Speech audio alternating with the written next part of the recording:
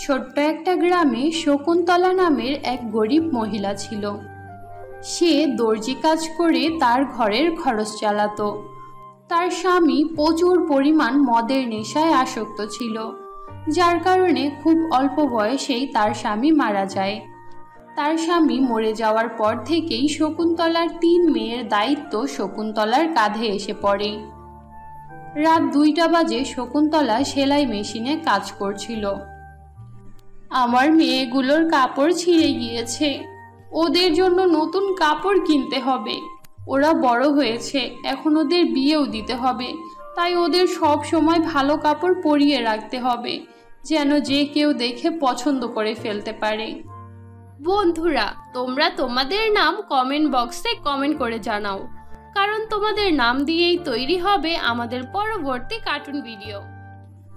শকুন্তলা এইসব চিন্তা নিয়ে কাজে বসে। সকালবেলার আগে কাজ শেষ করে, তারপর ওগুলো কাস্টমারদের বাড়িতে পৌঁছে দেয় আর সেখান থেকে টাকা নিয়ে আসে। এরপর ওই টাকা দিয়ে তার মেয়েদের জন্য নতুন নতুন কিছু জামা কাপড় আনে। তোমাদের 3 জনের জামা কাপড়ই ছিঁড়ে গিয়েছিল, আমার কাছে এই কয়দিন একটা টাকাও ছিল না।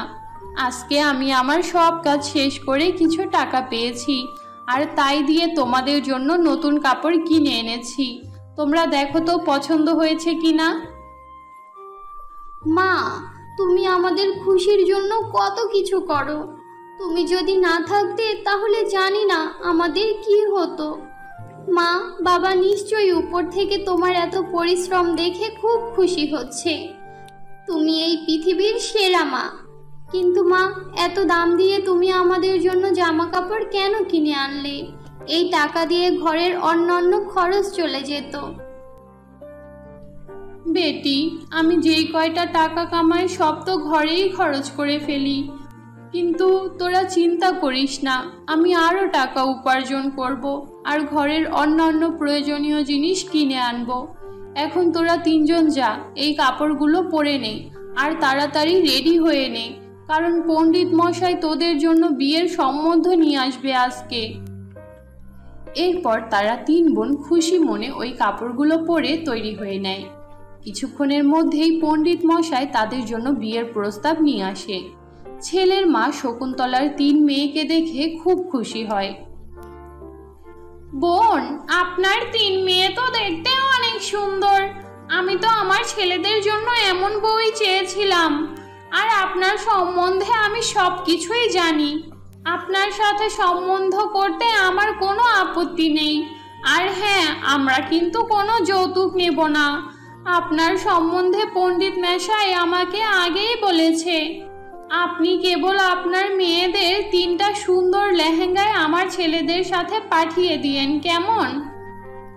বোন, আপনি অনেক ভালো। আপনার এই কথা শুনে আমার সকল টেনশন দূর হয়ে গিয়েছে। এখন আপনারা তাড়াতাড়ি বিয়ের কাজ শুরু করুন। আমিও বিয়ের কাজ শুরু করে দিচ্ছি। আমি যত তাড়াতাড়ি সম্ভব আমার মেয়েদেরকে আপনাদের বাড়িতে পাঠানোর ব্যবস্থা করছি। এরপর ললিতা সেখান থেকে চলে যায় আর জোরে সোরে বিয়ের প্রস্তুতি শুরু করে। অন্যদিকে শকুন্তলা তার মেয়েদের বিয়ের লেহেঙ্গা নিয়ে টেনশন করতে থাকে। সে তার জমানো কিছু টাকা নিয়ে হাঁটতে হাঁটতে একটা লেহেঙ্গার দোকানে যায়। বন্ধুরা, তোমরা তোমাদের নাম কমেন্ট বক্সে কমেন্ট করে জানাও, কারণ তোমাদের নাম দিয়েই তৈরি হবে আমাদের পরবর্তী কার্টুন ভিডিও। আরে বাহ, এই লেহেঙ্গাগুলো তো অনেক সুন্দর। এই লেহেঙ্গাগুলো পরলে আমার মেয়েদেরকে দেখতে খুব ভালো লাগবে। ম্যাডাম, এই লেহেঙ্গাগুলোর দাম কত? আপনি যেই লেহেঙ্গাগুলো পছন্দ করেছেন সেগুলো কোনো সাধারণ লেহেঙ্গা না, এগুলো অনেক দামি লেহেঙ্গা। এগুলোর এক একটা প্রাইস 20,000 টাকা। 3টা টোটাল 60,000 টাকা পড়বে। বাপরে বাপ, আপনাদের মাথা নষ্ট হয়ে যায়নি তো? এক একটা লেহেঙ্গার দাম 20,000 টাকা? আপনারা তো দিনে দুপুরে ডাকাতি শুরু করেছেন। তোমাদের মতো গরিবদের সামর্থ্য নেই এই লেহেঙ্গা কেনার, তাই যেখান থেকে উঠে এসেছো সেখানে ফিরে যাও। তোমাদের মতো ফকিন্নিরা কখনোই এরকম দামি লেহেঙ্গা কিনতে পারবে না। আর হ্যাঁ, পরবর্তীতে কোনো দোকানে প্রবেশ করার আগে নিজেদের অবস্থান দেখে নিও, কেমন? এক্ষুনি বের হয়ে যাও আমার দোকান থেকে, যত সব ফকিন্নি। দোকানদারের এমন কথা শুনে শকুন্তলা অনেক কষ্ট পায়। সে কান্না করতে করতে বাড়ি ফিরে যায়। 2 দিন পর আমার মেয়েদের বিয়ে, ওদের পরানোর মতো একটা লেহেঙ্গাও নেই আমার কাছে। আমি কতটা গরিব, এখন আমি কি করব? কি পরাবো আমার মেয়েদের? শকুন্তলা কান্না করতে করতে সেলাই করছিল। এমন সময় তার মাথায় একটা বুদ্ধি আসে। এত দামি লেহেঙ্গা তো আমি কখনোই কিনতে পারবো না, কিন্তু হ্যাঁ, যেহেতু আমি নিজেই একজন দর্জি, তাহলে আমার লেহেঙ্গা কেনার কি প্রয়োজন? আমি আমার 3 মেয়ের জন্য 3টা লেহেঙ্গা তো বানাতেই পারি।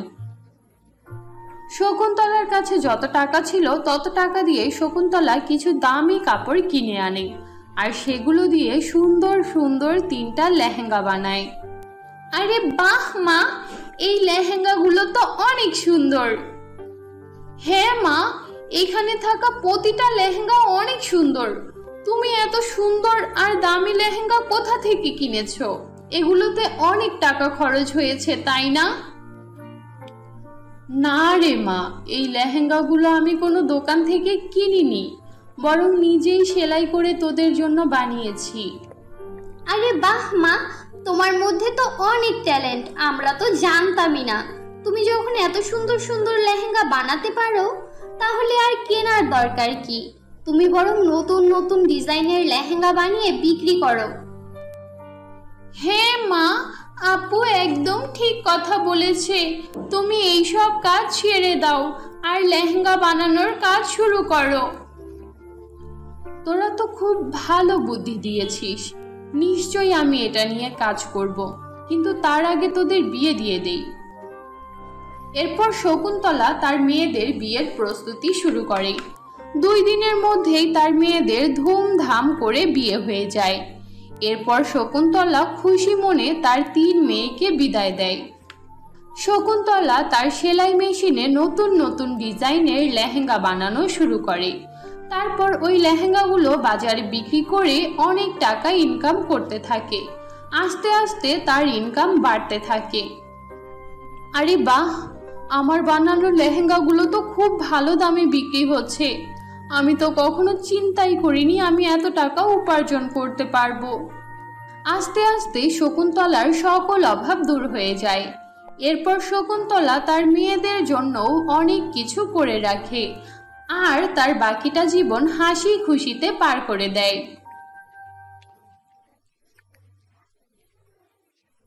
তো বন্ধুরা, এই ছিল আমাদের আজকের গল্প। আশা করি গল্পটি তোমাদের কাছে খুব ভালো লেগেছে।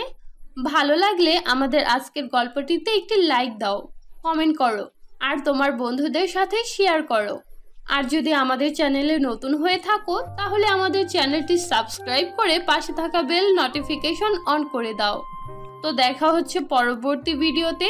ততক্ষণ পর্যন্ত ভালো থাকো, সুস্থ থাকো। আল্লাহ হাফেজ।